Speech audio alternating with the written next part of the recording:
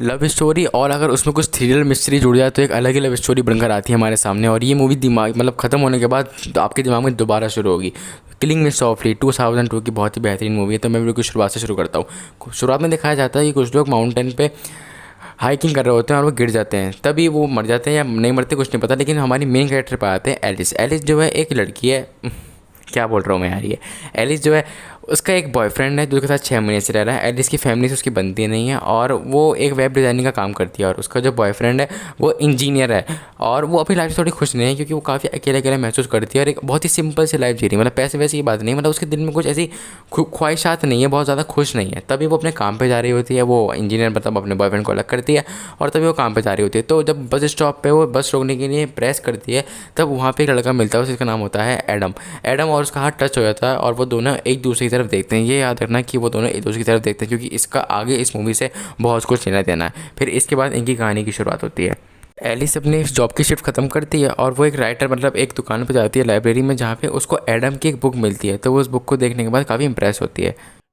फिर इसके बाद एडम भी उस दुकान पे होता है, तो वो दोनों उसी टैक्सी में बैठते हैं और उसी टैक्सी में वो एडम के घर पे जाते हैं। और एडम के घर पे याद रखना इसका एडम के घर की कुछ खास बातें जो आपको आगे बताऊंगा। फिर इसके बाद एलिस और वो दोनों इंटीमेट होते हैं। वो ये दोनों बहुत ही खतरनाक, मतलब यार इनकी फिल्में जो होती हैं ना कुछ अलग ही होती है। कोई शर्म कोई हया नहीं होती है और बेशर्मों की तरह सबको दिखा देते हैं ये लोग, इनको कोई शर्म नहीं आती है। और इनका एक बहुत ही डेंजरस इंटीमेट सीन होता है। और फिर इसके बाद एक नई सुबह आती है, अगला दिन जो आता है तो ये देखो क्या होता है।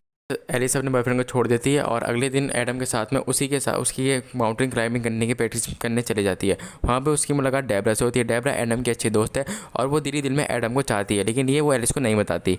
वहाँ पे एलिस का एक चोट से एक्सीडेंट होता है और फिर एडम उस चोट से एलिस को बचाता है और वो एलिस को प्रपोज भी करता है शादी के लिए।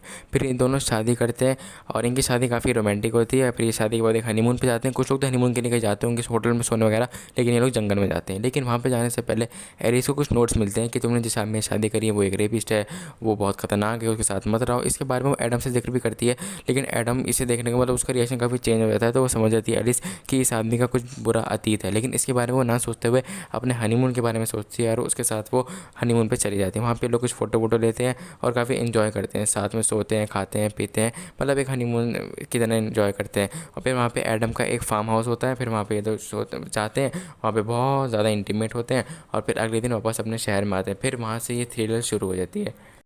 अपने घर में वापस आने के बाद एलिस को फिर कुछ नोट्स मिलना चालू हो जाते हैं और फिर नोट्स पे एक लड़की अपना एड्रेस लेके भेजती है और बताती है कि एडम ने उसका रेप किया था कुछ 1 साल पहले।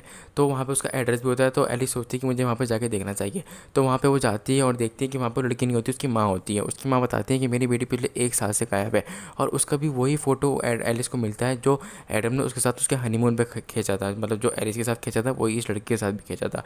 तो एलिस समझ जाती है कि ये लड़का जो है लड़की को शादी करता है, सोता है, उनके साथ सीन वगैरह करता है और फिर उनका मर्डर कर देता है। और उसकी माँ कहती है कि और एडम का कभी नाम भी नहीं आता क्योंकि किसी को एडम पे शक जाते नहीं है, क्योंकि वो जो शुरुआत में दिखाया था कि वो लोग माउंटेन क्लाइंब कर रहे थे, वहाँ पे एडम भी कर रहा था और शायद एडम ने उसको धक्का दिया था। इसके बाद एलिस समझ जाती है कि उसके साथ जिसकी शादी हुई है वो बहुत ही खतरनाक आदमी है और उसके साथ उसको नहीं रहना चाहिए। फिर इसके बाद कहानी में एक और चेंज आता है जो कि बहुत ही शॉकिंग था, सुनो।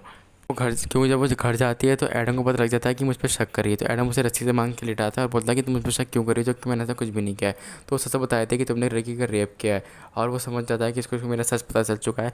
तो वो उसे मारने की कोशिश करता है, वो मारने की कोशिश बिल्कुल भी नहीं करता है, लेकिन एलिस को लगता है कि वो उसे मारने वाला है। तो वहाँ से डर के भाग जाती है। डर के भागने के बाद वहाँ पर एक पुलिस स्टेशन में पहुँचती है और उसके खिलाफ FIR लिखवाती है और पुलिस उसको पकड़ के यहाँ पर लेकर आती है। तो तब भी उस बेचारे एडम को जो ना एलिस की फिक्र हो रही होती है। बेचारा मैंने क्यों बोला, ये आपको एंड में पता चल जाएगा। एडम की काफ़ी फिक्र हो रही एलिस की काफ़ी फिक्र हो रही होती है। तो पुलिस वाला बताता है कि एडम के बारे में कि एडम को भी तुम्हें देख के लग रहा है कि एडम तुम्हारे प्यार में अंधा हो चुका है। पुलिस वाला कहता है कि प्लीज़ इसके छोड़ के मत जाना क्योंकि मुझे लग रहा है कि कुछ भी झूठ नहीं बोल रहा है, इसकी शक्ल देखो और से। तो पुलिस वाले एलिस को उसकी फ्रेंड डेबरा के पास छोड़ते हैं और डेबरा उससे मिलती है और फिर वो दोनों गाड़ी में कहीं जा रहे होते हैं, जहाँ पे डेबरा उसे बताती है कि जो लड़कियां मरी हैं रेप हो हुआ के, वो रेप हुआ के नहीं मरी हैं, क्योंकि डेबरा कहती है कि मैंने ही उन सबको मारा था। मतलब उसकी फ्रेंड ही उसकी बहुत बड़ी धोखेबाज निकलती है, जो कि एडम को नहीं पता होता है। एडम बहुत इनोसेंट लड़का होता है।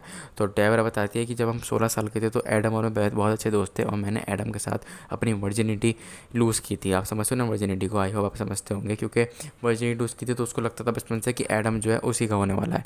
तो डेबरा और उसके बीच में फाइट होती है और इतने में एडम को पता लग जाता है कि एलिसी मतलब उसकी जो फ्रेंड डेबरा है वही बहुत बड़ी गड़बड़ है। तो वो उनसे मिलने आता है और आते ही कहता है डेबरा से कि तुमने मुझे इतना बड़ा धोखा दिया। इतने में डेबरा उसे कुछ बोलती, इतनी देर में एलिस जो है उसे गोलियों से भून डालती है और वो मर जाती है।